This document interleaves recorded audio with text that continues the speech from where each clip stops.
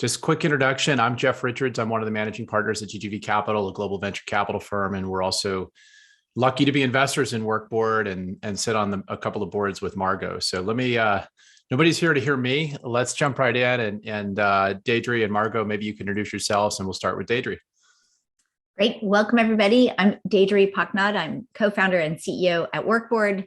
I both use OKRs to drive growth at my company and help other companies do that. Margo. Thanks, Deidre. Great to be here and see everybody. I'm Margo Georgiadis. I'm a longtime tech executive at places like Google and Ancestry. And now I spend a lot of time investing and advising companies across all different stages of growth, from the very beginning all the way to how do you get to billions. So it's great to be here and looking forward to the conversation. So let's start out with kind of an easy layup question, which, when I post about OKRs on Twitter and LinkedIn, I get all kinds of reactions. And I think one of the challenges, and I always sort of frame this as like, what is it? What is the greatness that people are trying to achieve using OKRs? Deidre, maybe you could kick things off and just talk a little about what is it? What is the nirvana? And I know there's sort of a higher purpose beyond OKRs that you talk a lot about, but can you just talk a little bit about what is it? Where are companies trying to go in using this concept? If you move the acronym out of the way, right, it trips people up and they attach a lot of things to the acronym that maybe are or aren't there. But at its essence, I think of it as a language or a syntax for aligning on outcomes and a method or a technique of being very intentional about aligning the organization and teams in the organization on the strategy you're trying to drive, just being very intentional about that.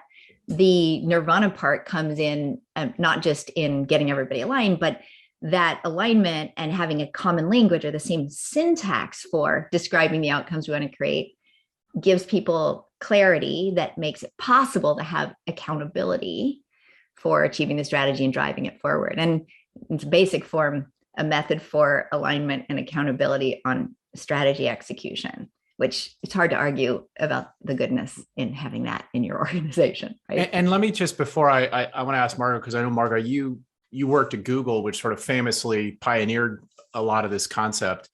But Deidre, because a lot of companies would say, well, we are aligned today. We don't use OKRs. We are aligned today. What's missing in that equation? And when you talk about that greater transparency and accountability? So on its face, of course, you can be aligned without using this specific syntax, right? There are a bunch of other frameworks. B2Mom, many of our customers use that one. Some use Hoshin Conry. Moving the label out, right?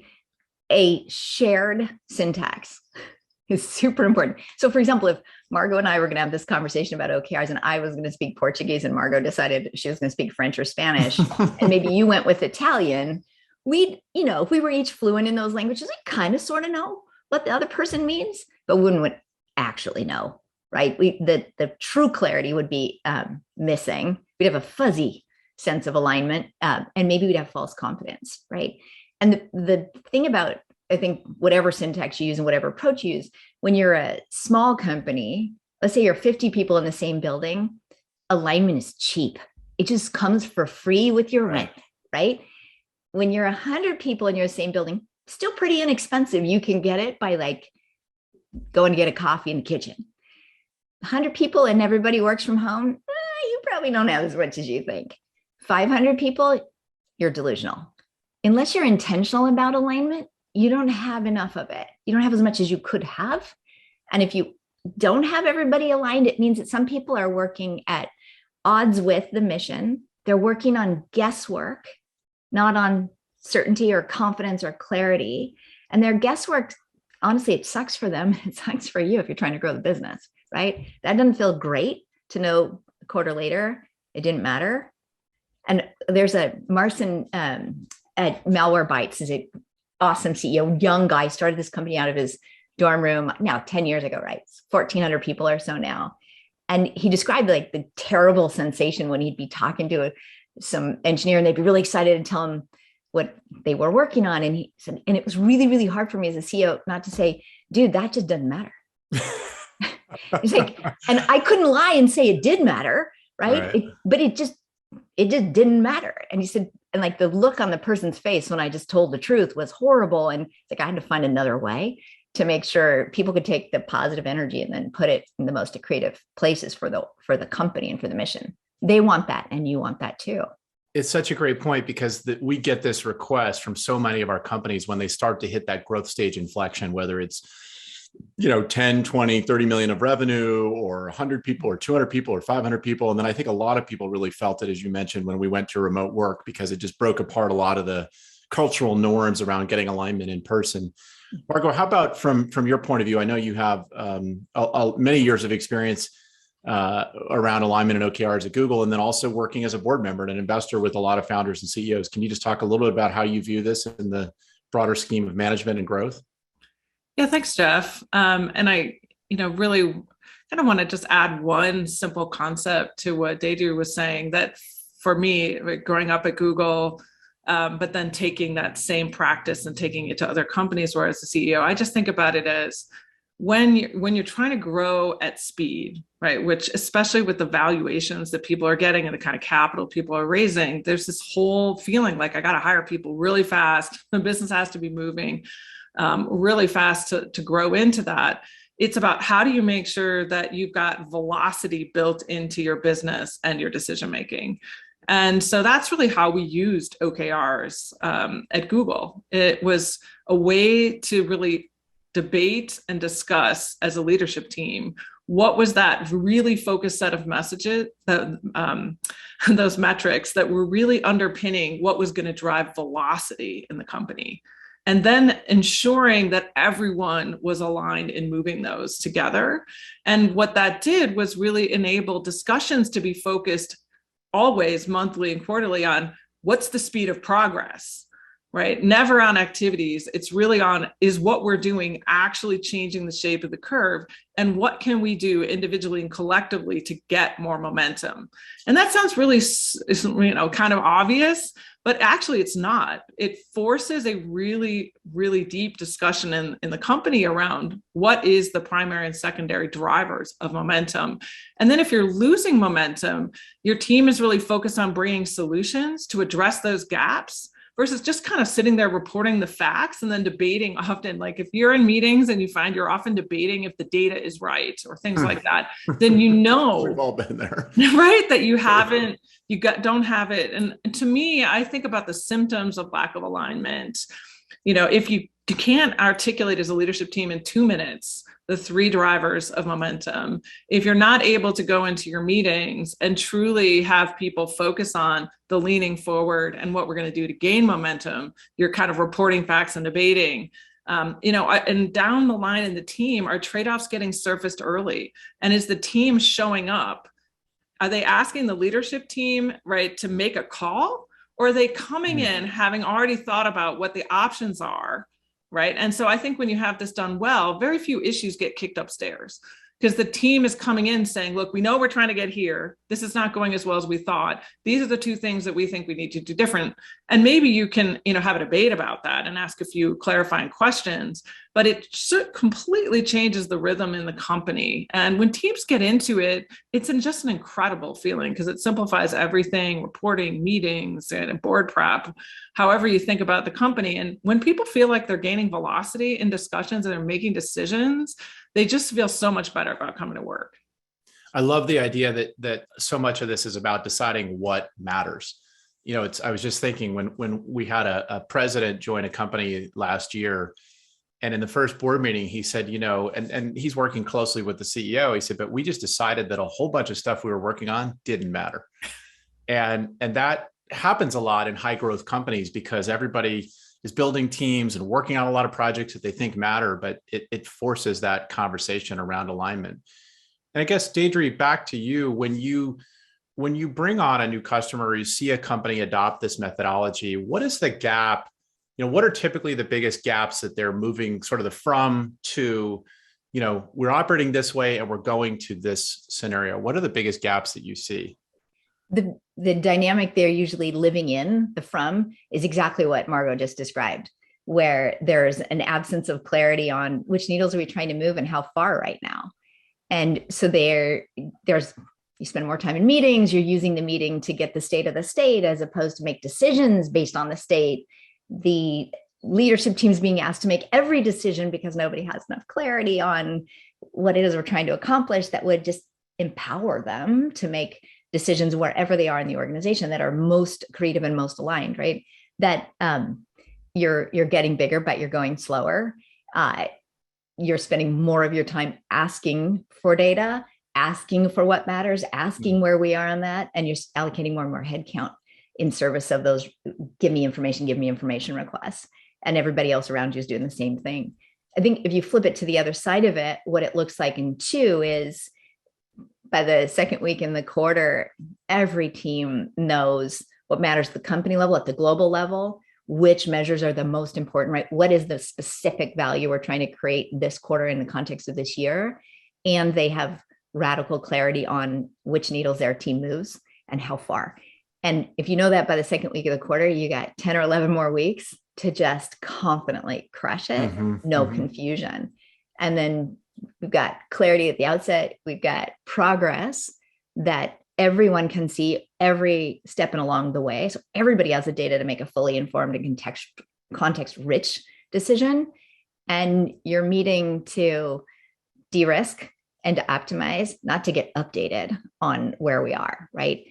You're working on fewer things, harder, faster. And there's less, I'll call it just scatter and drift in the team, right? I think it shows up in the texture of it shows up as confidence across the organization on the value they drive now. And that feels different for everybody. And definitely for a CEO, it's got to make you more confident to know what's working and what's not working in real time versus sort of the end of the month, oh shit moment where it's like, wait a minute, we're so far off on hiring or, whatever it is. You start to see the from state often includes at the beginning, right? Often includes a founder CEO who's kind of pissed off at his team and his org. And pissed off because the leaders they grew at home aren't doing a great job of translating up and down because people don't have clarity and how come they don't get it. And they maybe sometimes chronically overestimate their communication skills. I've said it how many times, how come you still don't get it, right?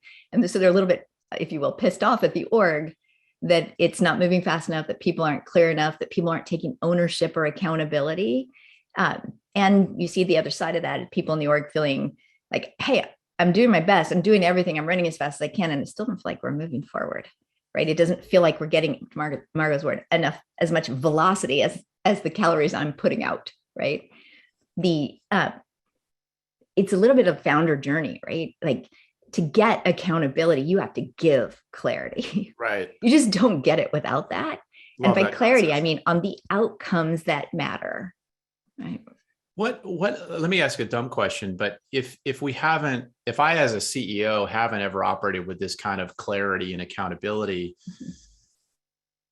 is that uncomfortable? I mean, how do you assimilate executives into a model where that's the model and maybe they've never operated that way? And Margo, maybe you could touch on this and I'll come back to Deidre, but like that feels to me like a different way of working for, it's like when an athlete goes to they go to the Patriots or the Warriors and they're like, oh my gosh, this is so different than, the Cleveland Browns or whatever organization they came from, because there's just a much higher level of expectation of excellence. And this feels like a model that could be uncomfortable for some folks. How do you deal with that? Yeah, it's really interesting because, at Google, we kind of inculcated people into that from the beginning. And we didn't hire a lot of people from the outside for a long time. And it was a huge mindset shift. Going to other companies like Ancestry and having to put this in place to gain velocity, was a journey. It took like probably 3 quarters for people to truly get into it. And I would say the 3 biggest mindset shifts, are this concept of outcomes versus activities. Most people, when they do OKRs, the big mistake is they don't focus on, as we're talking about, those drivers of velocity and have the discipline to say, the metrics that matter and that are interconnected and reinforcing. That is like real mental discipline, not just to make the list of the big projects that you need to do, especially like sometimes in the engineering teams, right? They just want to say, we're replatforming right now, or we're adding these functions, et cetera. What is it that I'm doing and how would I prioritize it so that I'm actually moving the whole piece forward? And how do I think front, back, and side of me? I think that concept of what is the flywheel in the company, people say that a lot in their investor meetings, but like the discipline to make those choices. What is the North Star metric? Like, I'll give a couple examples because I think it makes it real. Like, we're scaling YouTube. We have like hours and hours of debates around where we focused on minutes per session or absolute number of users when we're first scaling the platform. And both of those led to totally different product and engineering requirements. And so, because if you wanted to go minutes per user, you had to understand the sessions better. You had to think about recommendation of the next video and all this kind of stuff. If you're just trying to get more and more people, you were just trying to amass more content and bring more people to experiment on the platform. And through that learning, you could then build out the verticals. And not having that debate is pretty material. And so you can see companies, or at Ancestry before I got there was big misalignment between, say, the science side doing the DNA or the people that were building the ancestral research service. And we all aligned around the fact that our North Star metrics were net subscriber growth, right? So that made you think about the quality of people taking those DNA tests mattered, and then active discovery rate. And those were the two things that the entire company was obsessed about. And it forced everyone to really think of it. And getting to those may sound like super obvious when I say it. It wasn't super obvious how you defined that, what went into it, and then that cascaded and drove all the other metrics through to the revenue. And I think the other piece that's really important is when you're scaling fast, you need to keep reframing what great is. Because like a great idea when you're trying to do things that are tens of millions is very different when it's hundreds, 500s, or billions. And that's very disconcerting for the organization, particularly the people, sometimes the original product line versus the new product lines. Because as you scale, right, what seems like, so the core business might be growing at 30, 50, right? But then the new stuff has to grow at 250, 300, 500, right? For that to matter. That's very hard for people to like get their mind around in an org, how you build these scalable platforms, and arguing about, is that scalable? Is that activity that we did last quarter?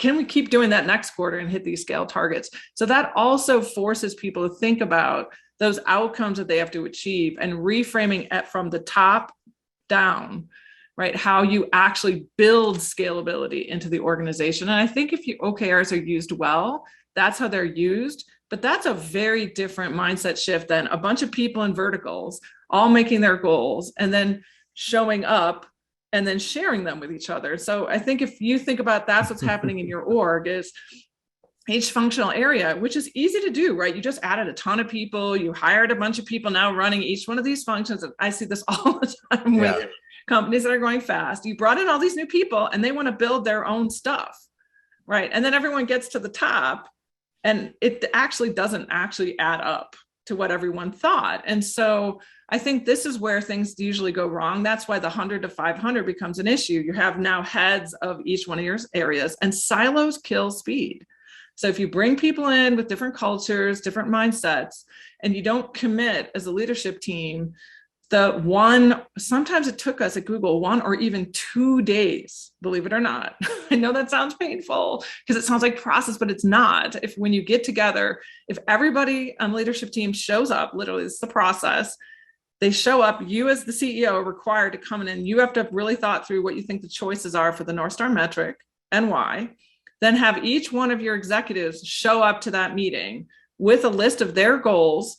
But it's not just their goals. They also have to bring in the top things that they need from others and a sheet that says, what are the 3 trade-offs that you think are likely to be needed for the collective to be successful? And then literally sit there and debate that cascade down. And all of a sudden, it actually takes a day, sometimes too. But when you guys get that right at the top, and then you pull that down through the org, through a systematic process, which software makes this so much easier, then you really know that you're aligned. And I think that's what high performing teams are about at rapid scale. Deidre, anything you'd add? I do have a question from the audience I want to throw out there for you that's relevant to this. I want to pick up on it takes time. It's a messy conversation. It's so incredibly worthy of the intellectual horsepower of not only the leadership team, but teams in the org who all have to make a set of choices. Like the options for the route are many. The best option is actually fewer, right, than the total number. And that messy conversation, I think, is the first time teams do OKRs, they're pretty daunted by that. It's like, oh my God, it would take us 3 hours to set our OKRs. Yeah. The 3 hours you spend figuring out what matters this quarter means the 530 hours you have in the quarter are high leverage. And it's such an interesting sort of reaction to, oh, we'd have to talk about it. Oh, I don't know. That sounds hard. Like, yes, welcome to leadership. It's actually hard. You got to actually make a set of real choices from imperfect data, imperfect options, and you have to be a betting leadership team. When you ask the question of how do leaders who haven't done this before, how do they think about it? One of the gaps I observe is there are a set of leaders who've never thought about it, and their mindset doesn't work this way. But often for founders in particular, and really, super missionary founders, their brain does work this way. They're already hyper aware of the need for all those silos to converge. They're often the only person in the org who's thinking laterally. Everyone else is thinking vertically through their function. And they're thinking about, and maybe they live and they dream the North Star metrics, and they can't see anything else when they close their eyes. And one of the dynamics I see is they think everyone else thinks that way. Right. And they're just assuming or relying on, or their mental model for how people think, all people think is the way they think. And the gap between how clear that is in their head and how lateral they think and everyone else in their leadership team and beyond that leadership team, that gap can be huge, but their awareness of the gap limited. And that shows up as anger and frustration, right? That the team doesn't get it. How come they don't get it? And my advice then is, it's your job as the CEO and the leader. It's your job to provide an on-ramp to that way of thinking, a method and a mechanism, and the expectation that the organization will do the exercise, have the messy conversations for everyone to thinking not just about their silo, but be thinking laterally, how do we get the most leverage to move us closer to the mission and the vision?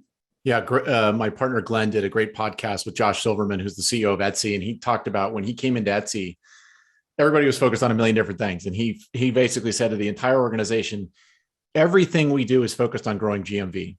So every goal and objective is going to line up under that, and it was just incredibly empowering for the organization. It's a very simple concept, but we sometimes forget that not everybody in the organization understands what that simple North Star. Your point about the YouTube metrics, Margo, is a good one. So one of the questions somebody asked is, what advice do you have for people? This is a very tactical question, but when setting the OKRs, what's the, you mentioned an all-day process or a 3-hour process, but like at a very tactical level, is it a once a quarter, you get together for 2 hours with the management team and it's something that you run? Does your chief of staff run? Your head of, give us tactics on how a growth stage company should be running the process of setting the OKRs for the company. My process aligns with Margo's leadership team, which is the beginning, is the first and needs to be the strongest signal. The leadership team, actually, we step out for at least a day and twice a year, 2 days. We do that because the world changes very, very, very quickly. And if you're in hyper growth mode, you're sort of compressing 3 years every 100 days. And so the time to pause and think and to take stock and to deeply consider, not superficially consider where you are, what's true internally, what's true externally, what matters now, what's in front of us. That time is, I think, actually super high leverage. So at the leadership team level, I think it's a day, at least every skip quarter, 2 days, alternating with that. Teams below that look to your signal, right? They don't need 2 days to figure it out. What we see, find, whatever is in the early, let's say the first 3 quarters you're doing an OKR cycle, it is a 3-hour conversation. Sometimes it's a 4-hour conversation when you don't have a strong alignment muscle and where you don't have a strong measure to learn culture. You've got to build those muscles, and that means you've got to work them out and they hurt and all those things. But as you start to build the muscle of measuring, of learning and iterating, of really genuinely aligning, which means saying no to things, right? Not chasing shiny pennies. That's the learned part. Then I think the conversation gets leaner and more efficient, and teams really develop what I think of as an operating ritual that is pretty high efficient. Still, it's a real conversation because it involves real choices, right? And that making hard choices is sort of the essence of strategic thinking, really. And to Margo's point, Deidre, do you have the team point out the things you're not going to do? What are the trade-offs we're making? I love that concept because there's a tendency in high growth companies to want to tackle everything. I love 0 KRs. We are going to spend 0 time, $0, and run 0 marketing campaigns on this sector and on this value proposition. I love the clarity that comes from that, right? And then the signal that we can all align on is it's just abundantly clear.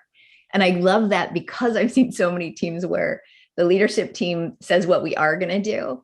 And everyone, like, for example, let's focus on these segments because higher GRR, higher NDR, higher AOV, right? Shorter sales cycle. That's where we're going to grow fastest.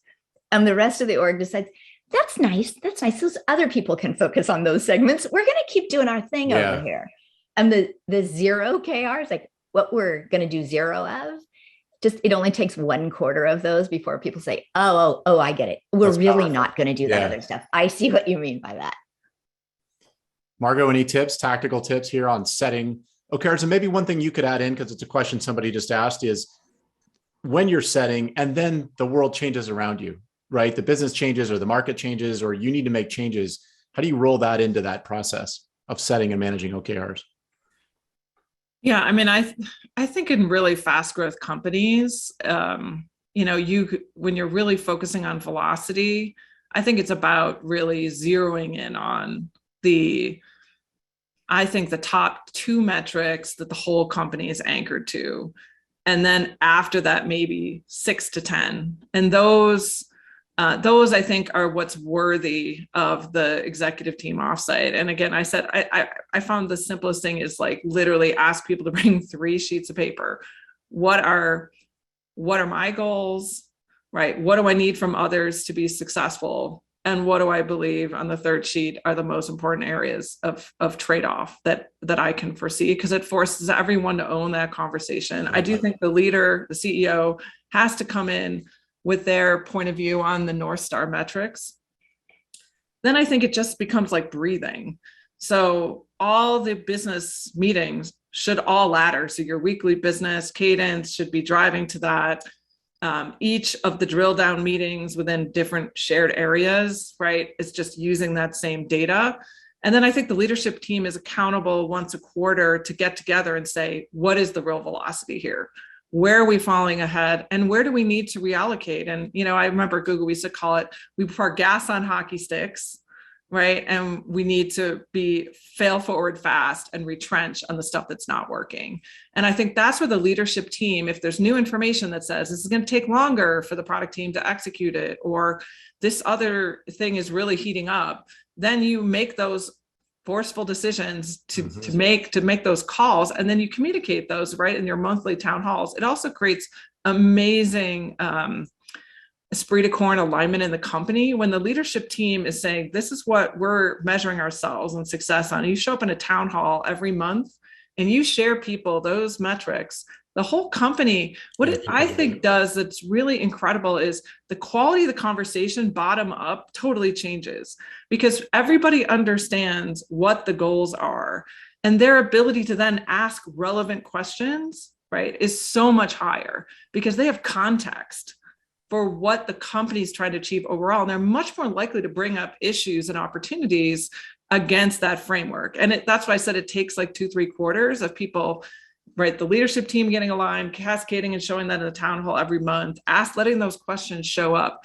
And I think that's why it feels so good in an organization when this is in place, because you truly feel that sense of collective momentum, collective ownership to those common goals. And so I think it's really worth the messiness, having, again, it's great to be at Google. That's how we grew up. But, then when I became a CEO of other companies, I really said to myself, okay, let's do this. And like traditional companies, tech companies, and it didn't matter where it got applied, right? The same process occurred. It felt super uncomfortable in the first 2 quarters. And then all the people are like, why did we not do this before? This is so much better, like so much more transparent. But I think you have to fight through that kind of wallow curve. But once you hit that momentum, right, you get away from the silo decision meetings, the meetings before meetings, the meetings without decisions where people walk away with questions about the data, the senior team feeling like, if you feel like people are asking you to make decisions that you're like, why are we making the decision? Why are we even talking about this? You know that you have a problem, right? Or even your employee surveys, you see little hints around cross-functional alignment, employee empowerment, right? All those are like red flag signals for a leadership team, right? Needing to do this proper alignment and cascading. And so I just think, it's actually just more fun. Mm-hmm. Margo, your point on the town halls and when those same measures are shown again and again and again, and when facts change, you iterate on those. To go back, Jeff, to like why OKRs and why that framework. And one of the things that makes it possible to have the richer town hall conversation, so you have sort of top down, bottom up, everybody's actually speaking the same language. The language is on the outcomes that really matter. And there's high fluency around that, right? It's not that the leadership team is talking metrics and everyone else is talking activity. Mm-hmm. Right. Which is, I think, one of the breakdowns, right? Like, I don't know what that means. I don't know how to apply that to me, what I just heard the CEO say in the town hall versus, I know exactly how that applies to what we're doing this week. And the CEO, when we talk at the team level, the CEO knows exactly the same. What I hear you saying, I know exactly how that fits and contributes to the strategy. The second part, the thing about OKR framework, which I think maybe trumps some of the others, V2 Moms, Hoshin Connery, pick your poison, is the quarterly cycle. It assumes that it's a dynamic world. It assumes that you're going to learn actually something this quarter that you'd want to capture in some way, right? And I think for hypergrowth companies in particular, that's super important. The world changes incredibly fast if you're doubling or tripling. And scoring them. I think that's the one thing we didn't talk about is like scoring them red, yellow, and green, right? It's like reds are good. Like it becomes like people are like, reds are good. This is not working. What are we going to do about it? Can you talk about that, Margo? Because that was my next question. How do you deal, this concept of transparency and accountability is great until you have a bunch of reds and people are like, oh my God, we suck. How do you deal with that? Lean into the red, how do you deal with that? Yeah, I think reds are good. What does that mean? That's a huge part of the culture change, which is, people don't look at OKRs as like an HR process. They look at it as how we run the business collectively. And our ability to continue to gain velocity is driven by identifying the reds and the yellows. I love that. And celebrating those and saying, wow, we really thought this was going to happen much faster than it did. Okay, why did that not work? Let's think about what we have to do differently to gain velocity. I mean, I think a big thing that happens in a lot of tech companies is you have tech debt, right? So you scale really fast, then you want to add on these new capabilities, but your infrastructure just can't support that. And nobody's owned that, right? And the engineering teams are running around with their hair on fire, trying to like do all these kludgy things. And what somebody needed to do is raise their hand and say, we need to spend 1 quarter and fix this infrastructure because it's not scalable. And once we fix that, then we can take off again. But if you don't force those reds to happen, nobody has those hard conversations. And you could burn a whole year, right? Not fixing the e-commerce platform or not fixing, right, the structural engineering so that the product teams could be more productive. I see this happens all the time, right? So you have this literally, I would say half of the companies that I work with, the infrastructure, they hire a whole ton of product people and the service backbone infrastructure on the engineering team is not capable of enabling all those people to be productive. And somebody has to call a spade and say, we need to stop the madness because the more we go on with this, the more likely we are to hit the wall. But that's what OKRs really do because they force the reds, the honest red conversations, and they make it okay for people, because I think a lot of engineering teams want to be the hero, right? They never want to say no, they don't, right? But at some point, that's not good for the company because you're going to lose velocity, right, over time. And so, that's for me, that's a huge cultural shift. And when that happens, everybody just works so much better together because they realize we're on the same team. Like, I think one of the most important cultural values in any company is empowering each other. You have to empower each other with the information to help everyone collectively gain velocity. Nobody wins or loses on their own. I'd also add, as a board member and an investor, when for companies that don't use a model like this, when they tell you everything's great, there's some reds. It's just they don't know what they are.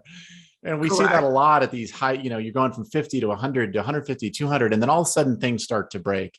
I love this idea of embracing the reds, because it's, Deidre, I know you use this the way you run the company. You log in to WorkBoard and run the board meetings and show us where the reds and yellows are. And it prompts a great conversation. Yeah. And one of our big mantras, if you will, when we help customers adopt OKRs and the platform around it, right? Because if you use a platform, red shows really, really, really, really quickly because it's just data, right? And the way we think about red is awesome. You just got the signal at the earliest possible moment. Now you have more days left in the quarter to de-risk, to triage, to optimize, to do whatever it is you need to do to work with what's true. Not hide from it, right? Not bury it, not camouflage it, not don't look because you don't like how it looks, which is oddly a human behavior in so many places. But we also work with a lot of super large companies, and to sort of, if you build an organization that fears the red versus leans into or embraces the signal, what happens over time, right, is you teach everyone that it's really better to look good than be good, that being in the green gets rewarded. And what that means is everyone sets their safety target, right? They aim for safety. They aim for the thing they know for sure they can do. So they always stay in the green. And the culture byproduct or implication of that is enormous, actually, right? Where we literally, by saying we're going to fear or punish people that come in the red, that come in under plan, we literally are removing permission for ambition. And we are institutionalizing a bias towards safety measures, aiming for certainty, not aiming for what we believe might be the most awesome outcomes. And it's not true in a 500-person company. 5,000, like basically the year after you go public, that starts to show up, and it's not pretty, right? And so how do you, if you will, decalcify the instinct to look good and reinstitutionalize the idea to actually just, first instance, let's try and be the best we can and learn what's between us and that greatness. So I so agree with that, Deidre. I mean, I think that's the biggest difference. What made Google so sustainably so successful year after year, right? Goals were set, right? So and a 70 to 80% was seen as good, but like, how do you push the boundaries continuously? Because again, the OKRs are focused on what's going to drive momentum in the company. That's the big difference. It's not just the revenue, but it's thinking hard about where are the velocity creators in the company. And, Jeff, you and I have seen this in a bunch of the boards that we serve on together, where we've had those tough conversations with the team. Like the financial metrics are looking really good, but show us the momentum drivers. It's to say that's actually going to enable you to sustain that and scale it, right? And how do you evolve that thinking? Because as you scale and become more complex, right, you have more functions, you have more lines of business, right? You have a much bigger user base, like the discipline to actually be clear on what those couple of things are that will drive sustainable momentum and differentiation is like everything, I think, as you get into that growth stage. And it has to evolve, because that thing that worked to get you to 0 to 10 isn't going to get you from 10 to 100 or from 100 to a billion. Can we talk a little bit about the role of technology, right? So the concept of OKR has been around for 20 years. But it's evolved now. And Deidre, obviously I want to let you talk about this because you're in the middle of doing this with large organizations like Cisco, down to high growth organizations. But what is the role of technology in this process and in this overall philosophy? And just talk about, if I'm not running OKRs today, or if I'm running them, but it's not terribly effective and I'm using Google Sheets or Excel or PowerPoint or whatever, what does tomorrow look like when I'm leveraging technology? Yep. I think the most obvious one is everyone can see every team's objectives and key results and the current progress against them every minute, anytime, on demand, wherever they are, whether they happen to be on a beach in Hawaii right now, or they finally went back to the airport and they're going on a business trip. It's just radical transparency to go with that radical clarity. The perfect scenario, and it's connected to Salesforce or Jira or Zendesk or whatever your CRM system is or whatever your CX system is, right? That the actuals from related operating systems are actually flowing into the same system where your targets are. Because the real data you want to know is, okay, if the target was 100, where are we now? And what you mostly have without technology is, we're at 60. Yeah, okay, but what were we trying to get to? Like, so what? Is 60 good or bad? I don't know, right? It's the gap to plan where the decision is, where the triage is, where the de-risk and the optimize is, right? And with a platform that every team has all the time has that gap to plan. The second big deal is we WorkBoard connect OKRs to MBRs and ops reviews and business reviews. So I'm not doing any work to prepare for the board meeting. I'm not doing any work to prepare for the all hands to say, hey, these were the objectives and these are the key results that I'm looking at as CEO or that my head of sales is looking at or anything else, right? That those are just actually automatically populating a business review, a board review, a town hall, whatever, right? It's truly digital so that we're presenting those objectives and the results in context, zero copy, paste, slide, create, right? None of that. And then they flow into my one-on-one. So they're on the agenda already. So I'm talking about the reds in my one-on-ones on Monday. Yeah. Hey, Abby, our CRO, what help do you need? Right? The services delivery model is the most important key result for the next 2 years. We're in the red. What help do you need? I know what to talk about, right? As opposed to I waste her 45 minutes and my 45 minutes because neither of us had the data. Right? That like it's a digital through line from the objectives and results we aligned on to the group and cross-functional meetings we're having in business reviews and ops reviews to the one-on-one and direct and staff meetings we're having at a team and an individual level. Like we never lose sight of why we're here and what we're working on. I love that concept. And Margo, you made this point as well, that you don't spend your time in the meeting looking at the data. You spend your time talking about, hey guys, how do we accomplish what we want to accomplish from here? I was part of a public company for a while, and oh my God, we spent hours and hours and hours looking at the data and everybody trying to figure out how we were doing against how we thought we were doing, and very little time figuring out what do we actually need to do to accomplish the mission for the next 2 or 3 months. It was insane. Ultimately, Jeff, you had the most crisp view on what technology is. Like you think about the CRM system analogy, right? You wouldn't imagine that you're going to run like the projection of your sales results. You're going to run that on slides and spreadsheets. Like who would do that? It was like an insane idea. And yet objectives and key results are the results forecast and projection for your entire strategy. Like, yeah, I think let's go with slides. Yeah, I think it's such a great analogy because if a lot of folks here probably weren't around in Silicon Valley in the 90s, but in the 90s, it wasn't a given that you had CRM. It was a relatively new concept. Salesforce, was created in the late 90s. And prior to that, you had Siebel. But, I was a CEO back then, and, we struggled with getting accurate data about sales and sales forecasting. Now, no one would run a sales organization without CRM. And I think we're going to see a scenario where hopefully soon, but maybe it takes 5 years or 10 years, no CEO is going to run a company without software around OKRs and higher level performance management. It'll just be a default. How could you possibly run without it? I think it's a great analogy. Margo, how about I know you work with a bunch of growth stage CEOs and often are coming to you for advice on alignment around execution. And how do you talk about this concept with them, and what success have you had in helping folks move the ball forward in terms of adopting technology and becoming great in this area? And then I want to be conscious of time. We've got about 5 minutes, so I may hit you guys with another audience question, but let's focus on that. And Deidre, maybe you can add in as well, because I know you have been a mentor to a number of CEOs that are building growth stage companies as well. I think we've covered a lot of the most important Okay. pieces, right? I think it's, CEOs really taking ownership for what their job is as the company is scaling. And as Deidre started this out, they're a huge piece of their role is aligning everyone around the most important things that matter, making sure that there's one version of the truth, focusing facts, right? And that the company really focuses on what is most important and what needs attention, and that's done in a super forward-looking and constructive way.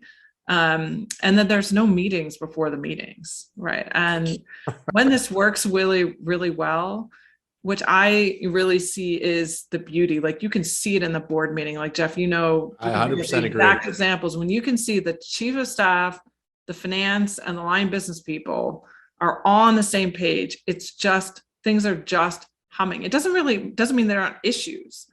It just means there's none of this, and everyone's leaning forward, right? And going back to that fundamental feeling of, do we have velocity as a team, right? Do we have velocity because we're focusing on the right things? Do we have velocity because our meetings are super productive and focus on what matters and where we need to work better together? Velocity, right? Because, we all feel like we're winning together. And for me, I think all founders actually want that. And they realize they no longer themselves, they can't scale themselves. So that's usually how I get into it with a founder. We go for a walk. They start describing like stuff that's happening on the leadership team. And I'll ask them a bunch of questions around, right, their goal setting, right, how empowered people are to really run with it and to make decisions below them, or only surface, right, the stuff that really counts. And that's when they realize, wow, too many new people, don't have, right, everybody on the same hymn sheet. And then they invest the time.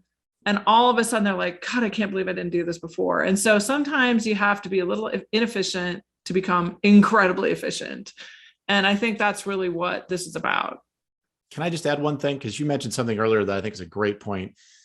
I have seen organizations where this is viewed as an HR thing.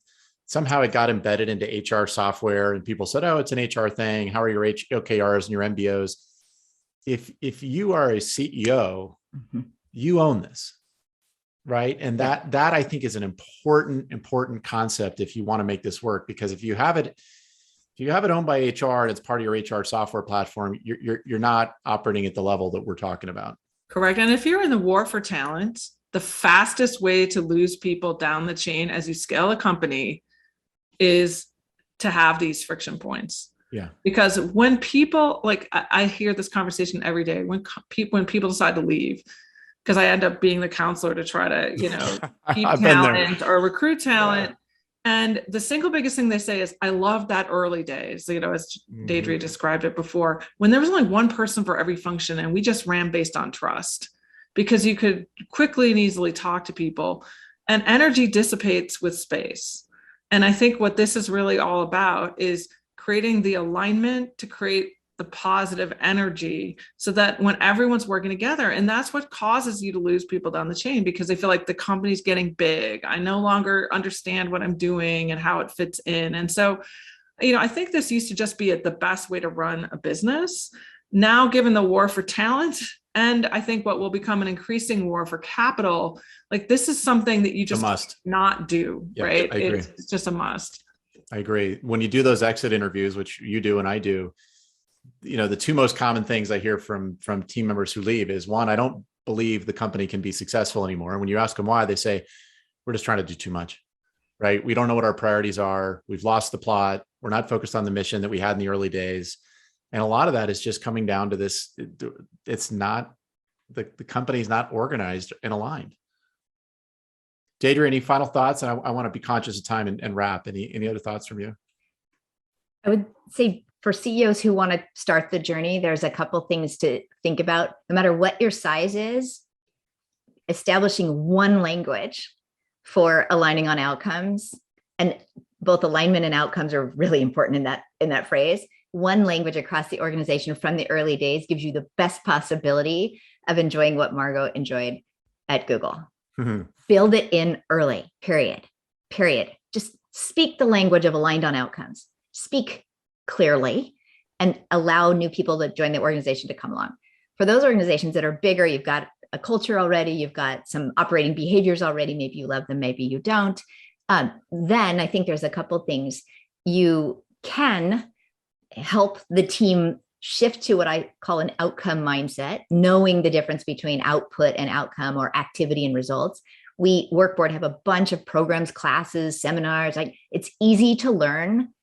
Maybe CEO, you might not be the best coach, but there are coaches available. Also, you'll save burning your brain cells and frustration.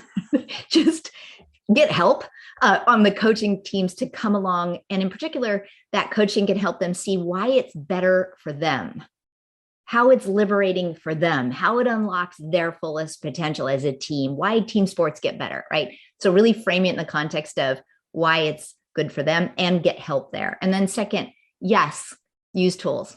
It's digital, it's data. Your KRs are data, and they're data you should be looking at every day. How often do your top customers, how often are the CEO, CFO, et cetera, logging into WorkBoard, just as an example? Varies widely, because it's the CEO of Humana and also the CEO of Guild or right or Toast, right? So a pretty different spectrum of people. The ones who have the highest urgency to drive velocity, they're daily. Wow. Okay. Right. It's so this Sunday, is a Monday, daily, weekly operating system for C-level execs.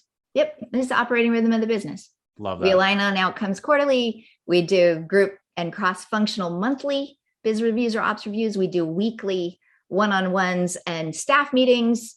And I'm tuned in Sunday night, Monday morning on what I need to de-risk and what I can optimize in the business. And I'm not wasting anybody's time trying to find the answer to that. I just have the answer to that. And to the point about our analogy to CRM, there's nothing else like that. If you're a CEO, it's not like you can log into the P&L every day and say, gosh, how are we doing as a company? The books get closed every month. Let me go check the HR system before the board meeting so I can find out how we're doing on strategy. Said no. So Deidre, I wanted to just jump in. There's somebody who asked, how do you make sure you're not reacting too quickly when you're looking so often?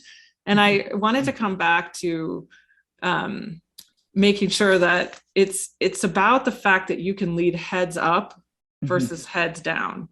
So actually, when the data is transparent in front of you as a leader, you actually do less asking of irrelevant questions, and you're really focused on leading heads up. That example Deidre gave was so powerful. As a leader, you want to come into your one-on-ones and be focused on how do you help somebody gain velocity? Yeah. How do you help them, get the roadblocks out of the place? How do you help them think at the next level? And I think that's what this is about. It's not about how do we over micromanage people. And actually, it's actually about how do we free up our time so we focus on the things where people actually need help. And that is so empowering for both the CEO with their team. It takes a lot of the stress out of one-on-ones because everyone's all on the same page before you get there and focus forward. And somebody else had a question about just a level down. When you do that cascading, everyone's having that same conversation. Everyone's focusing on how do I help you gain momentum? Because if you're the head of a function, your job is 50% your team and 50% thinking about what's happening adjacent to your team. What information does your team need to understand the context of the rest? That's when a great leadership team is operating at full tilt. It's that everyone is trying to solve for the collective whole. And I think if you don't feel that way in your org, that's really, I think, what becomes so powerful from implementing this kind of approach to running a company. Margo, and that it's the difference between working in the business and working on the business. And I think for a lot of CEOs and as their founders in particular, as they're moving from one stage of the company to the next stage of the company, because they can't see that people are focused on the right things and headed in the right direction, because they can't see it, they don't believe it, right? And so they spend a lot of time inspecting and asking and trying to, because they spend a lot of time worrying about, are we getting there from here, right? And that anxiety shows up as you don't trust your team, you micromanage, what are you doing over here? My department skipped 4 levels down from you trying to figure out what we're doing, right? And it's literally because you can't see the teams are aligned and focused and pointed in the right direction, and you can't see the progress they're making. You don't believe that there's enough of it or that they are headed in the right direction. And part of to me, like the looking at it every day is the surface area I'm looking at is bigger, right? The opportunities, particularly we tripled headcount last year. I don't have any reason to expect that the 300 people we hired last year are suddenly and magically pros in their job, right? That's a great point. Bigger surface area, right? And so it's how can I look at the whole and the best opportunity, have confidence that the right things are happening, right decisions, and decision power is high.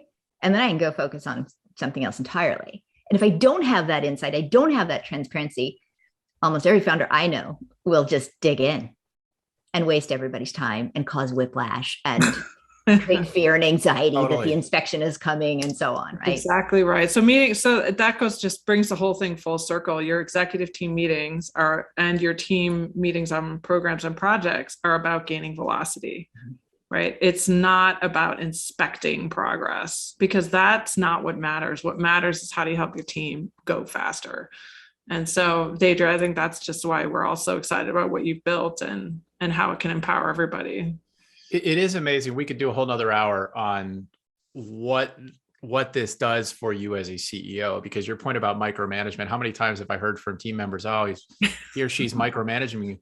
Well, you don't need to micromanage if you've got great insight as to what's happening in the organization and you're spending your time in conversations with people about the path forward and how to be successful. I learned a lot from both of you today, and I know other folks did as well. And like I said, I could do this for another hour, but I do want to be conscious of time. I think this was great.